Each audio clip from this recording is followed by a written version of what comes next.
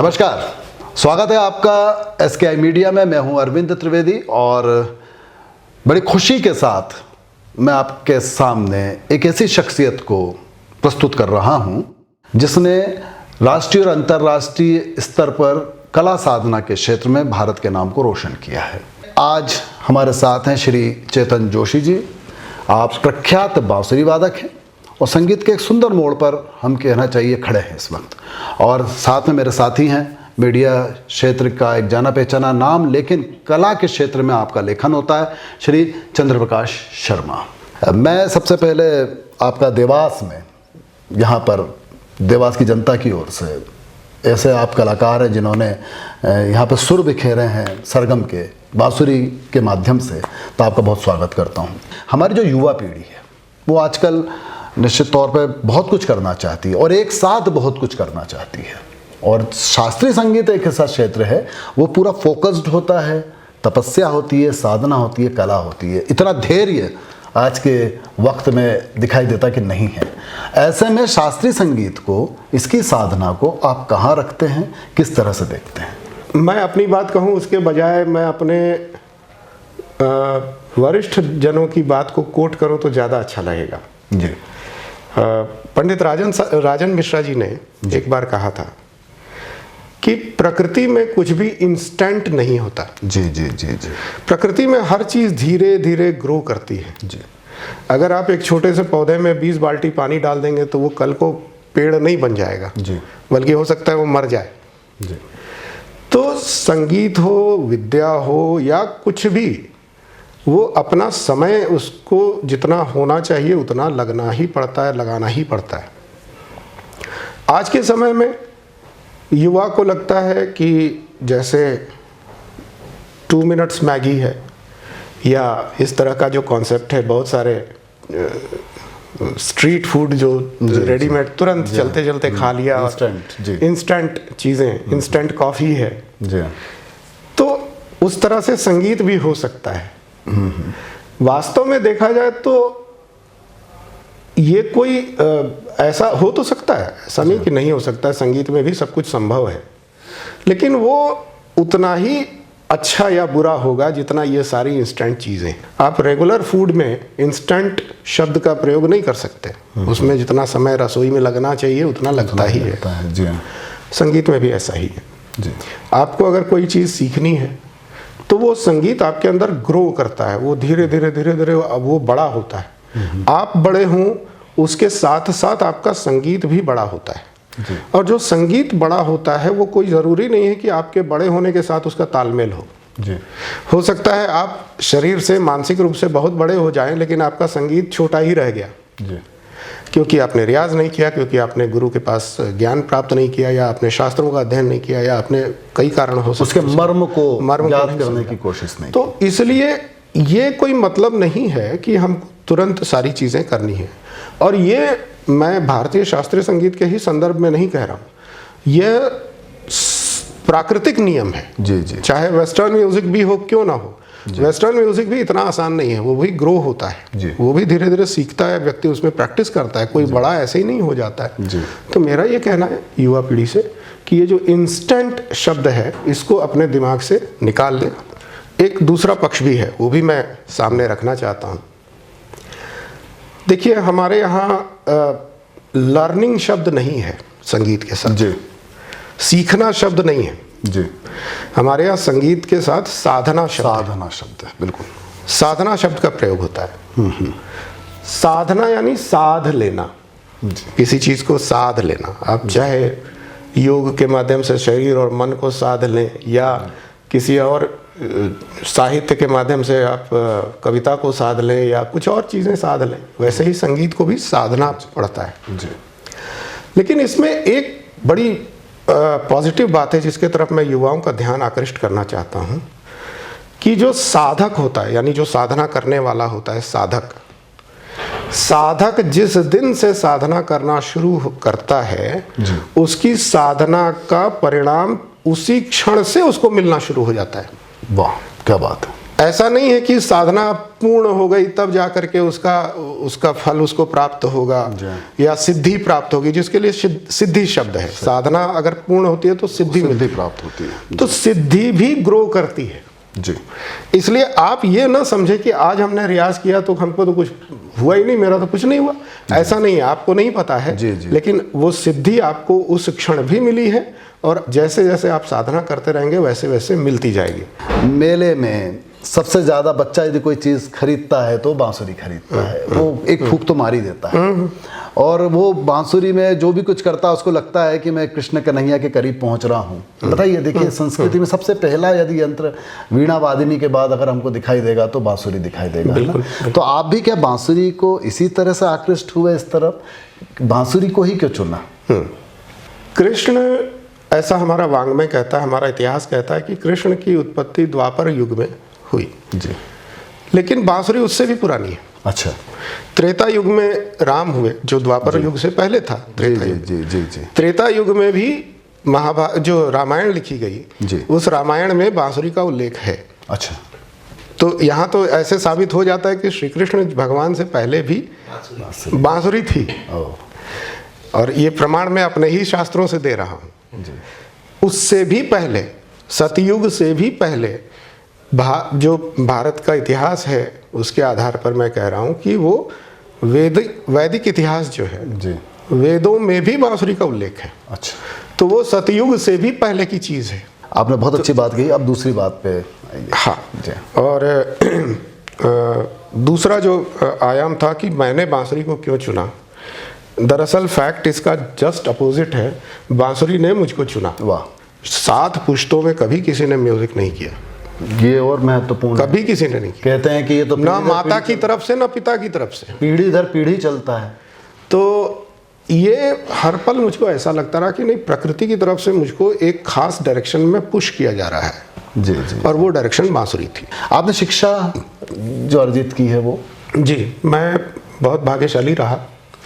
मेरे प्रथम गुरु आचार्य जगदीश जी थे, जो पंडित ओंकारनाथ ठाकुर जी के शिष्य रहे और गायक थे जी। बांसुरी कभी नहीं बजाई उन्होंने जी। और मैं जब उनके पास गया था बिल्कुल कोरा कागज़ था, लेकिन गुरुजी का एक अद्भुत गुण था, प्रतिभा थी कि वो आकर आकृष्ट कर लेते थे। तो उन्होंने मुझको बहुत सपोर्ट किया। फिर कालक्रम से प्रयाग में मैंने एडमिशन लिया, क्योंकि घर वाले भेजने को तैयार नहीं थे। घर वालों को लगा कि ये बांसुरी बजा के बिगड़ जाएगा। तो उनको मैंने कहा कि प्रयाग में कॉमर्स की पढ़ाई बहुत अच्छी होती है। तो मैं अच्छी पढ़ाई करने चला था प्रयाग में और अच्छी पढ़ाई में बांसुरी की करने लगा। तो ये पंडित भोलानाथ प्रसन्ना जी के वहाँ उनके दरबार में गया मैं। गुरुजी का मैं गंडाबंध शागिर्द हूँ। गंडाबंध शागिर्द होने का अर्थ मैंने गुरुजी से ही पूछा था। उन्होंने कहा कि बेटा गंडा बंधवाना पड़ेगा शुरू करने से पहले। मैंने पूछा कि गुरुजी गंडा बांधने का क्या मतलब होता है? मैं आपसे सीख रहा हूँ, आप हमको सिखा रहे हैं। बोले नहीं, गंडा बांधने का मतलब ये होता है कि आज से मुझे तुमको सिखाने का अधिकार है और आज से तुमको मुझसे प्रश्न पूछने का अधिकार है। अच्छा। गंडा बंधन से पहले ये अधिकार आपको नहीं है। और भोलानाथ जी का वरद हस्त रहा। बाद में उनका निधन हुआ तो फिर मैं मुंबई चला गया प्रख्यात पंडित रघुनाथ सेठ जी के पास। रघुनाथ सेठ जी बांसुरी के एक प्रकार से सूर्य कहे जा सकते हैं, विश्वविख्यात। और इतना ही नहीं, लगभग 2000 डॉक्यूमेंट्री फिल्मों का उन्होंने म्यूजिक डायरेक्शन दिया। फिल्म्स डिवीजन में थे वो मुंबई के। जी। तो इतने गुणी कि क्या कहूँ मैं। लेकिन गुरुजी के पास जब पंडित रघुनाथ सेठ जी के पास गया, वहाँ भी उनसे फिर गंडा बंधवाया मैंने। और रघुनाथ सेठ जी ने मुझको शुरुआत कराई बांसुरी बनाना कैसे होता है, वहाँ से शुरुआत। वाह वाह वाह, बांसुरी बनाना सिखाया। बनाना सिखाया उन्होंने, ये एक अद्भुत बात है उनकी।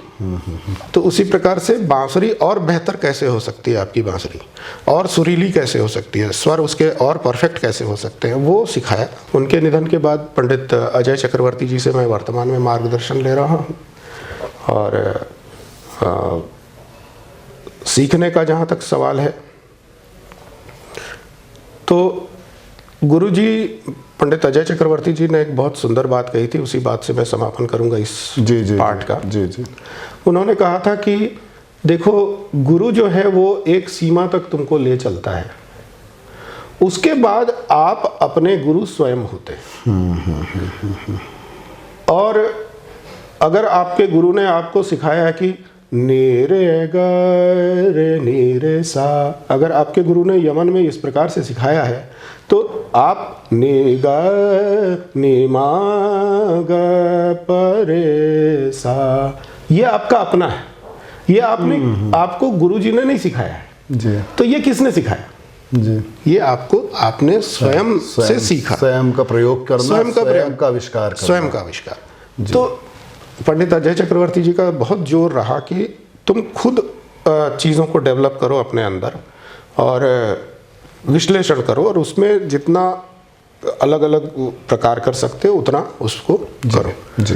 तो वर्तमान में ये संगीत यात्रा सीखने की मेरी चल ही रही है जी। जो लोग इस क्षेत्र में हैं बांसुरी वादन के, जो स्टूडेंट्स हैं बांसुरी वादन के क्षेत्र में हैं, आप अपनी तरफ से वो अच्छा नाम देश की संस्कृति का पूरी दुनिया में रोशन कर सके, तो उनको कौन सी मूल बात आना चाहिए? विश्व में सबसे लोकप्रिय वाद्यों में से बांसुरी आता है जी। चाहे उसको आप फ्लूट कह लें, चाहे उसको शाकुहाची कह लें, चाहे उसको डीजी कह लें, चाहे उसको अलग अलग देशों में अलग अलग नाम है, लेकिन अपने अपने देश में भी वो बहुत प्रसिद्ध वाद्य है। जी। सबसे प्राचीनतम वाद्य है, सबसे ज़्यादा लोकप्रिय है, लेकिन क्या एक आम आदमी के लिए सबसे ज़्यादा सरल है या सबसे ज़्यादा कठिन? जहाँ जहाँ कृष्ण है वहाँ वहाँ बांसुरी है। बांसुरी है, वाह जी। तो इतना होने के बाद भी अगर आप बांसुरी वादकों की संख्या गिने भारत में, यानी मैं ऐसे बांसुरी वादकों की बात कर रहा हूँ कि जो लगभग 1 घंटा, 1.5 घंटा, 2 घंटा सोलो बजा सकें, ऐसे अगर आप विद्वान खोजने लगेंगे नहीं मिलेंगे, तो 1000 भी नहीं मिलेंगे। बहुत मुश्किल है। 135 करोड़ के देश में। जी हाँ। तो ये ऐसा क्यों? अब जो आपने पूछा कि बांसुरी सुनना बहुत आसान है, चुनना भी बहुत आसान है। चुन भी लेते हैं और चुन भी लेते हैं, लेकिन उसको निभाना बहुत मुश्किल है। क्योंकि बांसुरी में एक सबसे बड़ी बात है कि ये नेचुरल इंस्ट्रूमेंट है, प्रकृति का दिया हुआ है, तो इसमें आप बहुत ज़्यादा छेड़छाड़ नहीं कर सकते। अब बांस आप कैसे बनाएंगे? आप तो नहीं बना सकते बांस तो बना बनाया है। अब उसमें जो भी है उसके हिसाब से आपको उसमें एडजस्टमेंट करना है, इसलिए थोड़ा कठिन है बजाना इसको, ये बात सही है। मतलब पहले इंस्ट्रूमेंट को समझना जरूरी। वाह। लेकिन इतना भी कठिन नहीं है, इससे भी कठिन और भी बहुत सारे वाद्य हैं जो बहुत कठिन है। होठ के अंदर अगर है तो वो गायन है, होठ से बाहर है तो बांसुरी। जी जी जी जी। प्रक्रिया सेम है। जी जी जी। उसी तरह से हम भी फूंकते हैं, फूंक में कंट्रोल करते हैं, होठों का शेप हम बनाते हैं, कहीं ज़्यादा फूंकना कम फूंकना वो सारा हम करते हैं। जीभ का भी हम उसमें शेप बनाते हैं अंदर अंदर, ताकि जो तीव्रता है उसको एक शेप हम दे सकें। सारा काम वही होता है। तो आखिर अगर हम सारा काम वही कर रहे हैं तो फिर गले पे असर क्यों पड़ेगा? जी जी जी। हाँ, ये ज़रूर है कि अब बांसुरी बजा रहा हूँ मैं, तो मेरा पूरा फोकस बांसुरी पे रहेगा, मैं उसी का रियाज करूँगा, गायन का रियाज नहीं करूँगा तो मेरा गायन उतना अच्छा नहीं होगा। ये तो ऑब्वियस सी बात है, सामान्य सी बात है। तो ये एक भ्रांति है जो मैं दूर करना चाहता हूँ, और युवाओं से मैं यही कहना चाहता हूँ कि आप निसंकोच बांसुरी सीखिए। अभी आपको जानकर अच्छा लगेगा, मैंने एक प्रयोग शुरू किया है। दरअसल प्रधानमंत्री जी ने लाल किले से एक बार ऐसा आह्वान किया था देश की जनता को कि भाई हमारे आज़ादी का अमृत महोत्सव आ रहा है। जी। तो देश की जनता ये सोचे कि देश को हम क्या दे सकते हैं। बिल्कुल। तो मैंने उस समय में ये तय किया था कि मैं देश को 75 ऐसे बच्चे या वादक दूंगा जिन्होंने पहले कभी बांसुरी नहीं बजाई। तो मैंने उस प्रोग्राम का नाम रखा फ्लूट लिटरेसी प्रोग्राम। वाह वाह। जैसे कंप्यूटर लिटरेसी प्रोग्राम होता है ना, वैसे flute literacy program. Flute literacy program. तो उसमें क्या करता हूँ, उसकी जो पहली शर्त है वो ये है कि आपको बांसुरी बजानी नहीं आनी चाहिए। शून्य से सफर। जी। तो और अभी तक लगभग 40 ऐसे बच्चे हैं जिनको मैं इस फ्लूट लिटरेसी प्रोग्राम के अंतर्गत इतना तक बना चुका हूं कि वो 2-3 गाने बजा सकते हैं उसमें। वाह।